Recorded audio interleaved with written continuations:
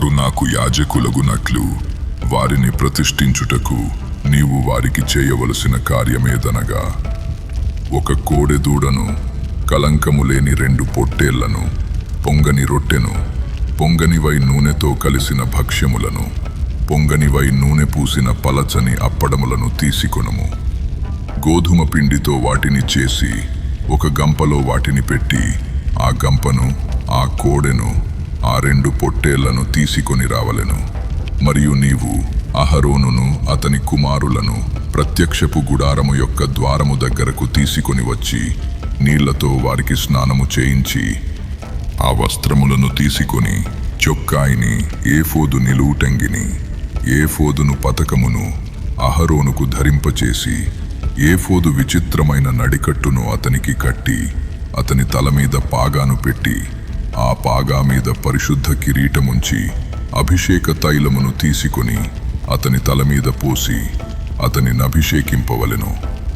మరియు నీవు అతని కుమారులను సమీపింపచేసి వారికి చొక్కాయిలను తొడిగింపవలెను. అహరోనుకును అతని కుమారులకును దట్టిని కట్టి వారికి కుల్లాయిలను వేయింపవలెను. నిత్యమైన కట్టడను బట్టి యాజకత్వము వారికగును. అహరోనును అతని కుమారులను అలాగున ప్రతిష్ఠింపవలెను. మరియు నీవు ప్రత్యక్షపు గుడారము నెదుటికి ఆ కోడెను తెప్పింపవలెను. అహరోనును అతని కుమారులును కోడె తల మీద తమ చేతులనుంచగా ప్రత్యక్షపు గుడారము యొక్క ద్వారము నొద్ద యెహోవా సన్నిధిని ఆ కోడెను వధింపవలెను. ఆ కోడె రక్తములో కొంచెము తీసుకొని నీ వ్రేలితో బలిపీఠపు కొమ్ముల మీద చెమిరి ఆ రక్తశేషమంతయు బలిపీఠపుటడుగున పోయవలెను. మరియు ఆంత్రములను కప్పుకొను, క్రొవ్వంతటిని కాలేజము మీది వపను. 2 మూత్ర గ్రంథులను వాటి మీది క్రొవ్వును నీవు తీసి బలిపీఠము మీద దహింపవలెను.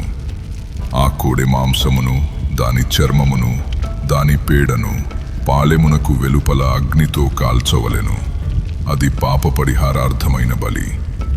నీవు ఆ పొట్టేళ్లలో ఒకదాని తీసుకొనవలెను. అహరోనును అతని కుమారులును ఆ పొట్టేలు తల మీద తమ చేతులుంచగా నీవు ఆ పొట్టేలును వధించి దాని రక్తము తీసి బలిపీఠము చుట్టూ దాని ప్రోక్షింపవలెను. అంతట నీవు ఆ పొట్టేలును, దాని అవయవములను, దేనికి అది విడదీసి దాని ఆంత్రములను, దాని కాళ్లను కడిగి దాని అవయవములతోనూ తలతోనూ చేర్చి బలిపీఠము మీద ఆ పొట్టేలంతయు దహింపవలెను. అది యెహోవాకు దహన బలి, యెహోవాకు ఇంపైన సువాసన గల హోమము.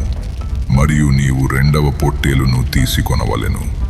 అహరోనును అతని కుమారులును ఆ పొట్టేలు తల మీద తమ చేతులుంచగా ఆ పొట్టేలును వధించి దాని రక్తములో కొంచెము తీసి అహరోను కుడి చెవి కొన మీదను అతని కుమారుల కుడి చెవుల కొన మీదను వారి కుడి చేతి బొట్టన వ్రేళ్ల మీదను వారి కుడి కాలి బొట్టన వ్రేళ్ల మీదను చమిరి బలిపీఠము మీద చుట్టూ ఆ రక్తమును ప్రోక్షింపవలెను. మరియు నీవు బలిపీఠము మీదనున్న రక్తములోను అభిషేక తైలములోను కొంచెము తీసి అహరోను మీదను అతని వస్త్రముల మీదను అతనితోనున్న అతని కుమారుల మీదను అతని కుమారుల వస్త్రముల మీదను ప్రోక్షింపవలెను. అప్పుడు అతడును అతని వస్త్రములను అతనితోనున్న అతని కుమారులను అతని కుమారుల వస్త్రములను ప్రతిష్ఠితములగును. మరియు అది ప్రతిష్ఠితమైన పొట్టేలు గనుక దాని క్రొవ్వును, క్రొవ్విన తోకను, ఆంత్రములను, కప్పు క్రొవ్వును, కాలేజము మీది వపను, 2 మూత్ర గ్రంథులను, వాటి మీది క్రొవ్వును, కుడి జబ్బను, ఒక గుండ్రని రొట్టెను, నూనెతో వండిన ఒక భక్ష్యమును, యెహోవా ఎదుటనున్న పొంగని వాటిలో పలచని ఒక అప్పడమును నీవు తీసుకొని అహరోను చేతులలోను అతని కుమారుల చేతులలోను వాటినన్నిటిని ఉంచి అల్లాడింపబడు నైవేద్యముగా యెహోవా సన్నిధిని వాటిని అల్లాడింపవలెను. తరువాత నీవు వారి చేతులలో నుండి వాటిని తీసుకొని యెహోవా సన్నిధిని ఇంపైన సువాసన కలుగునట్లు దహన బలిగా వాటిని బలిపీఠము మీద దహింపవలెను. అది యెహోవాకు హోమము. మరియు అహరోనుకు ప్రతిష్ఠితమైన పొట్టేలు నుండి బోరను తీసి అల్లాడింపబడు అర్పణముగా యెహోవా సన్నిధిని దానిని అల్లాడింపవలెను. అది నీ వంతగును. ప్రతిష్ఠితమైన ఆ పొట్టేలులో అనగా అహరోనుదియు అతని కుమారులదియునైన దానిలో అల్లాడింపబడిన బోరను, ప్రతిష్ఠితమైన జబ్బను ప్రతిష్ఠింపవలెను. అది ప్రతిష్ఠార్పణ గనుక నిత్యమైన కట్టడ చొప్పున అది ఇశ్రాయేలీయుల నుండి అహరోనుకును అతని కుమారులకు నగును. అది ఇశ్రాయేలీయులు అర్పించు సమాధాన బలులలో నుండి తాము చేసిన ప్రతిష్ఠార్పణ అనగా వారు యెహోవాకు చేసిన ప్రతిష్ఠార్పణగా నుండును. మరియు అహరోను ప్రతిష్ఠిత వస్త్రములను అతని తరువాత అతని కుమారులవగును. వారు అభిషేకము పొందుటకును ప్రతిష్ఠింపబడుటకును వాటిని ధరించుకొనవలెను. అతని కుమారులలో నెవడు అతనికి ప్రతిగా యాజకుడగును. అతడు పరిశుద్ధ స్థలములో సేవ చేయుటకు ప్రత్యక్షపు గుడారములోనికి వెళ్ళునప్పుడు 7 దినములు వాటిని వేసి కొనవలెను. మరియు నీవు ప్రతిష్ఠితమైన పొట్టేలును తీసుకొని పరిశుద్ధ స్థలములో దాని మాంసమును వండవలెను. అహరోనును అతని కుమారులును ప్రత్యక్షపు గుడారము యొక్క ద్వారము దగ్గర ఆ పొట్టేలు మాంసమును గంపలోని రొట్టెలను తినవలెను. వారిని ప్రతిష్ఠ చేయుటకును వారిని పరిశుద్ధపరచుటకును వేటి వలన ప్రాయశ్చిత్తము చేయబడెనో వాటిని వారు తినవలెను. అవి పరిశుద్ధమైనవి గనుక అన్యుడు వాటిని తినకూడదు. ప్రతిష్ఠితమైన మాంసములోనేమి ఆ రొట్టెలలోనేమి కొంచెమైనను ఉదయము వరకు మిగిలియుండిన ఎడల మిగిలినది అగ్నిచేత దహింపవలెను. అది ప్రతిష్ఠితమైనది గనుక దాని తినవలదు. నేను నీకాజ్ఞాపించిన వాటన్నిటిని బట్టి నీవు అట్లు అహరోనుకును అతని కుమారులకును చేయవలెను. 7 దినములు వారిని ప్రతిష్ఠపరచవలెను. ప్రాయశ్చిత్తము నిమిత్తము నీవు ప్రతి దినమున ఒక కోడెను పాప పరిహారార్థ బలిగా అర్పింపవలెను. బలిపీఠము నిమిత్తము ప్రాయశ్చిత్తము చేయుట వలన దానికి పాప పరిహారార్థ బలి నర్పించి దాని ప్రతిష్ఠించుటకు దానికి అభిషేకము చేయవలెను. 7 దినములు నీవు బలిపీఠము నిమిత్తము ప్రాయశ్చిత్తము చేసి దాని పరిశుద్ధపరచవలెను.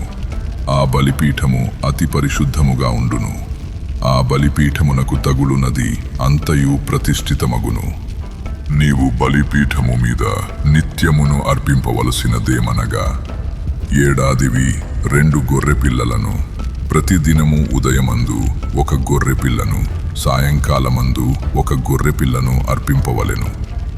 దంచి తీసిన 30 నూనెతో కలిపిన 10వ వంతు పిండిని పానీయార్పణముగా 30 ద్రాక్షారసమును మొదటి గొర్రెపిల్లతో అర్పింపవలెను. సాయంకాలమందు 2వ గొర్రెపిల్లను అర్పింపవలెను.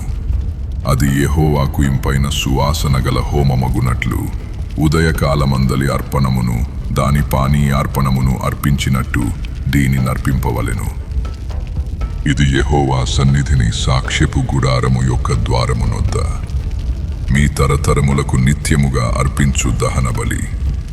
నీతో మాటలాడుటకు నేను అక్కడికి వచ్చి మిమ్మును కలిసి కొందును.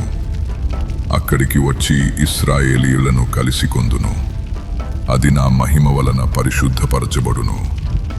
నేను సాక్ష్యపు గుడారమును బలిపీఠమును పరిశుద్ధపరచెదను.